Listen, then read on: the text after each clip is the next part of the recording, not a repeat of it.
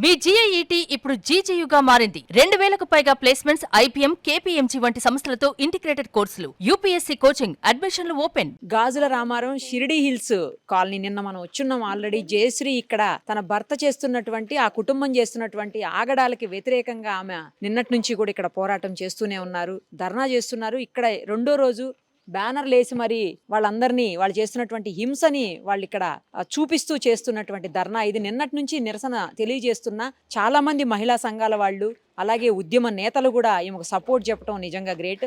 But అయినా కూడా ఆ కుటుంబంలో ఒక్కరు కూడా ఇంతవరకు స్పందించలేదు. ఈవెన్ ఈ రోజు అయితే అసలు ఎవరు ఇంట్లో కూడా లేరు. లాక్ చేసేసుకుని బిల్డింగ్ మొత్తానికి వాళ్ళు ఇంట్లో నుంచి పరారయ్యారు, ఎక్కడికి పోయారో కూడా తెలియదు. సో అయినా కూడా పాపం వాళ్ళు అలాగే కూర్చుని ఉన్నారు. ఒక అమ్మాయిని నడి రోడ్డు మీద వదిలేసి వాళ్ళ ఇష్టానికి ఎక్కడ పడితే అక్కడికి వెళ్ళిపోవటం, కనీసం రెస్పాన్స్ లేకపోవటం అనేది మానవత్వం ఉందా ఈ మనుషులకి? అసలు మానవత్వం చచ్చిపోయిందా మరి నాకు అర్థం కావట్లేదు. అమ్మాయితో మాట్లాడదాం ఒకసారి. అమ్మ, దారుణం, నిన్నటి నుంచి మీరు ఇలాగే కూర్చుని ఉన్నారు, అయినా కూడా మీ వాళ్ళు స్పందించలేదంటే మిమ్మల్ని ఎంత దారుణంగా బాధ పెట్టుంటారో మీ ఉన్న కొద్ది మ్యారిటల్ లైఫ్లో మేము అర్థం చేసుకోగలుగుతున్నాము. ఈ పాటికే స్పందించాలి. ఒక ఆడ కూతుర్ని తీసుకొచ్చి రోడ్డు మీద నించున్నాం, మన వల్ల అమ్మాయి రోడ్డు మీదకి వచ్చిందన్న జాలి లేదు మీ వాళ్లకు. ఇంతవరకు రాలేదు, స్పందించలేదంటే ఘోరం. అసలు మీకు ఇప్పుడే అర్థమై ఉంటది కదా మేడం, వాడు వెళ్ళిపోయాడు అంటే ఎవరు తప్పు చేశారు, ఎవరు దొంగలు అనేది అర్థమై ఉంటది. ఇప్పుడు నేను 20 మందిని వేసుకొచ్చినా, 30 మందిని వేసుకొచ్చినా, నేను ఎంత మండలిని వేసుకొచ్చినా, నీ దగ్గర తప్పు లేదు అన్నప్పుడు నువ్వు వచ్చి కిందకొచ్చి మాట్లాడాలి, లేదంటే ఏదో ఒకటి చెప్పాలి. నాకు ఇంతవరకు ఏం చెప్పలేదు. అది కాకుండా నువ్వు పొద్దున్నే అందరూ మొత్తం ప్యాక్ చేసుకొని వెళ్ళిపోయారు. ఎవడు దొంగ ఇప్పుడు అర్థమైపోతుంది. తప్పు చేసిన వాడు ఎవరో కనిపిస్తున్నారు, ఇప్పుడు తెలుస్తుంది. ఇంకా ఇలాంటి వాళ్ళకి సపోర్ట్ చేసుకుంటూ వస్తారా?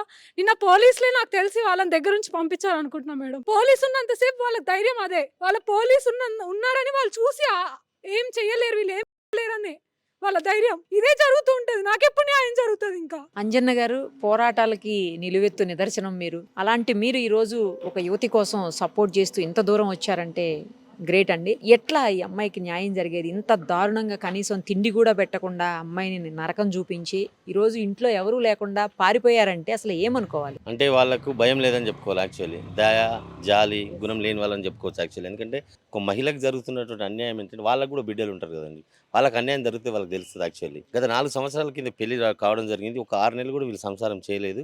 ఈమెకు పెట్టిన సాఫ్ట్వేర్ ఎంప్లాయ్, యాక్చువల్లీ ఆ ప్రైవేట్ ఎంప్లాయ్. ఆమెకు పెట్టిన ఇబ్బందుల గురి చేస్తూ ఆమె తట్టుకోలేక బయటకు వచ్చినాక కూడా ఎటువంటి ఈమెకు న్యాయం జరగలేదు. దానికి కనీసం ఒక 30-35 లక్షల వరకు కట్నం కూడా వీళ్ళు కట్నం రూపంలో వస్తు రూపాయలు కూడా ఇవ్వడం జరిగింది. ఆ కాంపెన్సేషన్ కూడా ఇవ్వకుండా మీరు ఏం చేస్తారో చేసుకోండి, మీ నుంచి ఏం కాదు, మీరు ఏం చేయలేరు అని అంటే మేము వీళ్ళు మామూలుగా కోర్టును కూడా సంప్రదించడం జరిగింది. కానీ అక్కడ డీలే జరుగుతూ ఉన్నది. అమ్మాయి యుక్త వయసురాలు ఉన్నది అంటే టైం అంతా వేస్ట్ అవుతూ ఉన్నది.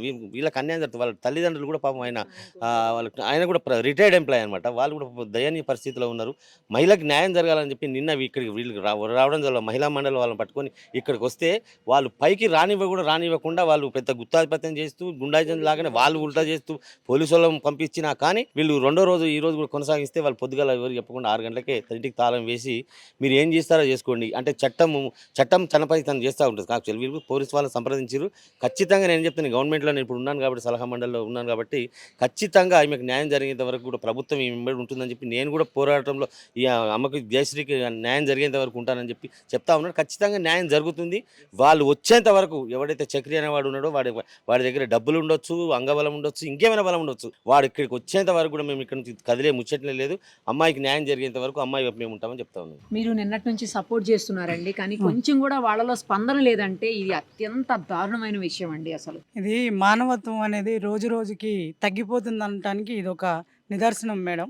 ఎందుకంటే ఆడకూతురు నడి రోడ్డు మీద కూర్చుని ఆమె రోధిస్తూ ఆమె బాధ చెప్పుకుంటూ కనీసం న్యాయం చేయమని అడుగుతూ తన దగ్గరకు వచ్చి పలకరించిన పాపాన్ని ఎవరూ లేదు. కనీసం వచ్చి పలకరించాలి. కాలనీ వాసులు, దరువన్న గారు, డప్పు సునీతక్క గారు, ఇందిరక్క గారు, మహిళామూర్తులు ఎంతమందో ఉద్యమకారులు, అక్క వీళ్ళందరూ కూడా వచ్చిర్రు. నిన్నటి నుంచి కూడా కనీసం పలకరించాలని ఇంగినంత జ్ఞానం కూడా లేదు వాళ్ళకి. వచ్చి మాట్లాడాలి, ఏదో ఒకటి సొల్యూషన్ చెప్పాలి అని చెప్పేసి వచ్చి ఆడకూతురిని తీసుకెళ్ళి ఇంట్లోకి రామ్మ అయిపోయింది ఇకనన్నా అందరం కలిసి ఉన్నామనే భావన రావాలి కదా. మళ్ళీ మాట్లాడుకోవడము, కనీసం ఇంట్లోకి తీసుకెళ్ళడము, ఏదో ఒకటి చేయాలి కదా మేడం. ఏది చేయకోకుండా వెళ్ళిపోయారు. ఇదంతా కూడా ప్రభుత్వం వరకు వెళ్ళింది. ఈ రోజున పోలీసు మిత్రులు కూడా వచ్చిర్రు, మీరు కూడా మీడియా మిత్రులు అందరూ వచ్చిర్రు. వచ్చి దీన్ని అందరూ విశ్లేషణ చేస్తున్నారు కాబట్టి వచ్చిన వాళ్ళతో ఒకసారి మాట్లాడండి మీరు. ఈరోజు ఇక్కడ జరుగుతున్న సిచ్యువేషన్ చూస్తుంటే మరొక్కసారి కూడా ఆడపిల్లలకు పెళ్లి చేయాలంటే కూడా చాలా భయం వేస్తుంది తల్లిదండ్రులకు. పెళ్లి చేయకపోతే ఒక ప్రాబ్లం, చేసే ఈ ప్రాబ్లం, ఎక్కడ న్యాయం జరుగుతుంది ఆడపిల్లలకి? ఈరోజు ఈ అమ్మాయి విషయంలోనే నిన్నటి నుంచి ఇక్కడ టెంట్లు వేసుకొని చాలా భారీ ఎత్తున పోరాడుతున్నారు. కనీసం అతనికి వద్దంటే చట్టపరంగా కూడా ఇప్పుడు ఇష్టం లేకపోతే విడిపోమంటారు. అలాగైనా అమ్మాయిని మ్యారేజ్ చేసుకోవచ్చు, ఒక 5 నెలలో 6 నెలలో సంసారం చేసి వదిలిపెట్టేసి ఆ అమ్మాయి స్థితిగతి ఏమి అంటే పెళ్లి చేసుకుంటే పుట్టింటి వాళ్ళని వదిలేయాలండి, వదిలేరు కదా. అట్లా అమ్మాయిని అట్లా టార్చర్ పెడుతున్నారు కాబట్టి ఆ అమ్మాయికి న్యాయం జరిగేదాకా మేము అందరం పోరాడతాము. ఈ అమ్మాయికే కాకుండా ఇంకా ఎవరికి జరిగినా మేము మా దృష్టికి వస్తే మేము పోరాడతాము. ఈ అమ్మాయికి ఖచ్చితంగా న్యాయం జరగాలండి. వద్దంటే అతనికి ధైర్యంగా వచ్చి ఏదో ఒకటి చేసుకోవాలి, సెటిల్మెంట్ చేసుకోవాలి. లేదు ఇట్లా ఇండ్ల ముందు కూర్చోబెట్టుకొని వాళ్ళకి టార్చర్ పెట్టి వాళ్ళు ఊరు తిరుగుతుంటే ఎన్ని రోజులు తిరుగుతారండి ఇట్లా ఊరు? ఎప్పటికైనా తెంచుకోవాలి కదా. ఈ విషయంలో కొద్ది పోలీసులకు కూడా కొద్ది న్యాయం చేయాలనేది నా కోరిక అండి. నిన్నటి నుంచి మీరు కూడా సపోర్ట్ చేస్తా ఉన్నారు. మేము నిన్న నుంచి కూడా మహిళా సంఘాలుగా మా దగ్గరికి అమ్మాయి వచ్చి మమ్మల్ని ఆశ్రయించడం, మరి నాకు ఈ మహిళా సంఘం నుంచి మాకు న్యాయం జరగాలని చెప్పేసి అమ్మాయి రావడం, మరి మేము నిన్న నుంచి ఇక్కడ ధర్నా చేసుకుంటూ ఇక్కడ నిన్న నుంచి ఒక 100 మంది లేడీస్ వచ్చి మేము ఇక్కడ కూర్చొని శాంతియుతంగా మేము ఇంటికి పైకి కూడా పోలేదు, గొడవ చేయలేదు. అమ్మాయి కూడా ఏంటంటే శాంతియుతంగా నా హక్కు నేను అడుగుతా, నాకు నా అత్తగారి ఇల్లు కావాలి అని చెప్పేసి అమ్మాయి ఇక్కడ కూర్చొని మేము అన్నీ కూడా వాళ్ళకి మాట్లాడడం జరిగింది. కానీ నిన్న డే మొత్తం కూర్చున్నాము, నైట్ వరకు సాయంత్రం వరకు నిన్న 6 గంటల దాకా కూర్చున్నాము. పైననే ఉండే వాళ్ళ చుట్టాలు ఎవరో ఇద్దరు వచ్చి కూడా వాళ్ళ చుట్టాలలో కూడా ఎట్లుందంటే వీళ్ళ ఫ్యామిలీ అసలు విచిత్రమైన ఫ్యామిలీ వచ్చి వాళ్ళు మేము ఏదో ఒకటి మాట్లాడతాము, మేము ఇట్లా గింత ఇస్తాం గంత ఇస్తాం అంటే మేము డబ్బుల కోసం రాలేదు ఇక్కడకు, అమ్మాయికి న్యాయం జరగడం కోసం మేము ఇక్కడ వచ్చి కూర్చున్నాం. మరి అమ్మాయికి న్యాయం కావాలంటే పెళ్లి చేసేటప్పుడు ఎంత బాధ్యతగా చేసిండ్రో ఇప్పుడు కూడా బాధ్యతగా మీరు వచ్చి మాట్లాడి అమ్మాయిని లోపలికి తీసుకోవాలి. దొంగల్లాగా ఇంట్లోకి పారిపోయి మీరు నైట్ నిన్న సాయంత్రం 5 గంటల దాకా ఉన్నారు, మేము వెళ్ళిపోగానే మీరు దొంగల్లాగా వెళ్ళిపోతే మరి ఎవరిది తప్పు ఇక్కడ? అమ్మాయి తప్ప మరి అబ్బాయి తప్ప? ఎవరు తప్పు చేసిన వాళ్ళు తప్పు చేసారు కాబట్టి మీరు దొంగతనంగా మీరు బయటకు వెళ్ళిపోయారు, ఫ్యామిలీ వెళ్ళిపోయారు బయట. అక్కడ అంబరిపేటలో కూడా ఇల్లు ఉందంటే అక్కడ కూడా పోయినాం, పోతే ఆడ కూడా లేరు, అక్కడ కూడా లేరు. అక్కడ కూడా అందరం పోయేసి అక్కడికి పోయి మళ్ళీ ఆ నుంచి మళ్ళీ ఈడికొచ్చి కూడా ఈడ కూర్చున్నాం. అయినా కూడా ఇంతవరకు కూడా స్పందన లేదు. వాళ్ళ చుట్టాలు 2 వచ్చి రాజు అనేట ఆయన ఒక ఆయన వచ్చి ఇంకొక ఆయన వచ్చి వాళ్ళు కూడా కిలకిల నవ్వుకుంటూ పోతురు. అంటే అమ్మాయి అంటే అంత చులకనండి మీకు? ఫ్యామిలీ వాళ్ళు కూడా ఫ్యామిలీ మెంబర్స్ కూడా అత్తగారి ఇంట్లో ఉన్నోళ్ళు వాళ్ళ ఫ్యామిలీ మెంబర్స్ గా చుట్టాలు ఉన్న వాళ్ళకి కూడా అంత అలసుగా చూస్తే ఎట్లా ఆడపిల్లను? మరి వాళ్ళు నిన్న వచ్చిన నేను నిన్న అడిగినా ఏందబ్బాయి మీ ఇంట్లో ఇట్లనే అమ్మాయిది అయితే నువ్వు ఊకుంటావా? రోడ్డు మీద కూర్చుంది అమ్మాయి, రోడ్డు మీద కూర్చుంటే నువ్వు ఇట్లా నవ్వుతున్నావు, నువ్వు బుద్ధి లేదు నీకు అని చెప్పేసి తిట్టినా నేను. అట్లా మాట్లాడొచ్చా వచ్చిన వాళ్ళు కూడా? అది కాదు కదా, మన బిడ్డ ఎంతనో వేరే బిడ్డ కూడా అట్లా అని చెప్పి చూసుకోవాలి. ఈ రోజు మాత్రం మీరు సాయంత్రం వరకు మాకు ఏ ఇన్ఫర్మేషన్ ఇవ్వకుండా మేము ఏం చేయాలనో తలుపులు వలగొట్టి కూడా అమ్మాయిని ఇంట్లో కూర్చోబెడతాం. ఏమి చేస్తారో చేయండి. పోలీసు వాళ్ళు కూడా మాకు సపోర్ట్ చేయాలి. ఎందుకంటే పోలీసు వ్యవస్థ మా ప్రజల కోసం, మహిళల కోసమే, మహిళల భద్రత కోసము ఒక స్పందన టీంని వదిలేసినాము, ప్రతి ఏరియాకి తిరుగుతున్నాం అంటారు. నిన్న నుంచి కూడా ఏ లేడీస్ రాలే, ఇక్కడ మేము కూర్చున్నాము. నిన్న నుంచి 100 మంది కూర్చుంటే ఒక్క లేడీస్ పోలీసు రాలే మా దగ్గరికి.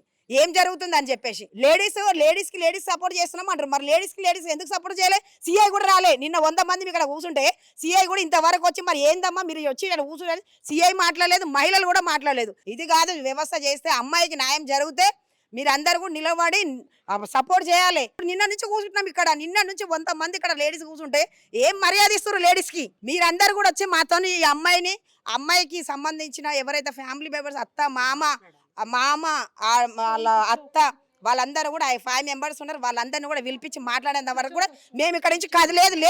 ఎన్ని రోజులైనా పర్లేదు అమ్మాయితో మేము కూర్చుంటాం. మా మహిళా సంఘాలం అందరం కూడా ఇక్కడనే కూర్చుంటాం. మేము నా పేరు డప్పు సునీత, సికింద్రాబాద్ నుంచి మహిళా రక్షణ పోరాట మండలి అధ్యక్షురాలుగా ప్రశ్నిస్తున్నాను. ఈ అమ్మాయి నేను ఇవ్వాలే వచ్చాను, నాకు ఇవ్వాలనే తెలిసింది. మా అక్క చాలా బాగా తెలుసు. నేను వీటి మీదే పోరాటం చేస్తూ ఉంటాను. నేను దీనికోసమే కొట్లాడుతూ ఉంటాను.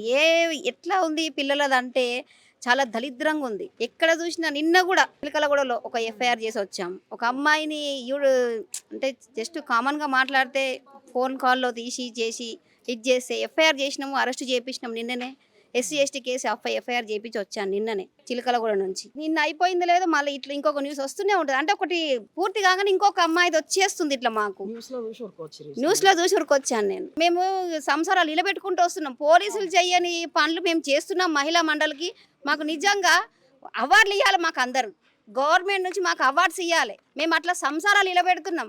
పోలీస్ వ్యవస్థ నిలబెడతలేదు, వాళ్ళు ఓన్లీ కేసులు చేసి పంపిస్తున్నారు. కానీ మేము నిలబడి ఇట్లా కూర్చొని వాడిని ఎట్లనో బుద్ధగించి ఒక కొడుకు లెక్క ఒక తండ్రి లెక్క బుద్ధగించి ఒక తల్లి స్థానంలో నిలబడి ఇద్దరు సంసారాలు నిలబెడుతున్నాం. మేము అలాంటి వ్యవస్థ నుంచి మేము సంసారం నిలబెట్టి వాళ్ళకు ఇది చేస్తున్నాం. ఇలా కాదురానైనా అట్లా కాదురానైనా. సరే రా బయ్ కూర్చొని మాట్లాడు. మరి ఇట్లా పారిపోవడం ఎందుకు? అమ్మ ఎన్ని రోజులు కూర్చుంటది? అందుకే చెప్తున్నాము, మేము అందరము ఇవాళ ఒక్కరోజే చూస్తాం, తర్వాత ఆమెను ఇంట్లో తోలిచ్చే పోతాం. ఎవరైనా రాని, మాకు కావాల్సిన ఆడపిల్లకు న్యాయం. ఈ పోలీస్ వ్యవస్థ మాత్రమే సపోర్ట్ చేయకపోతే మాత్రం వాళ్ళ మీద కూడా మేమే ఉల్టా FIRలు చేస్తాం. FIRలు ఖచ్చితంగా చేస్తాం. వాళ్ళ మీద వాళ్ళకంటే పెద్దవాళ్ళు ఉంటారు కదా, వాళ్ళ దగ్గరికి పోయి FIR చేస్తాం. కానీ పోలీస్ సపోర్ట్ లేదు. ఇప్పుడు 2-3 గంటలు అవుతుంది ఫోన్ చేసి. మేము ఇప్పుడు చూస్తున్నారా, ఇప్పుడు వచ్చింది 100 ఫోన్ చేసి, ఇప్పుడు వచ్చింది 100. వాళ్ళు చేసే వెంటనే వస్తున్నారు. ఎందుకు అట్లా?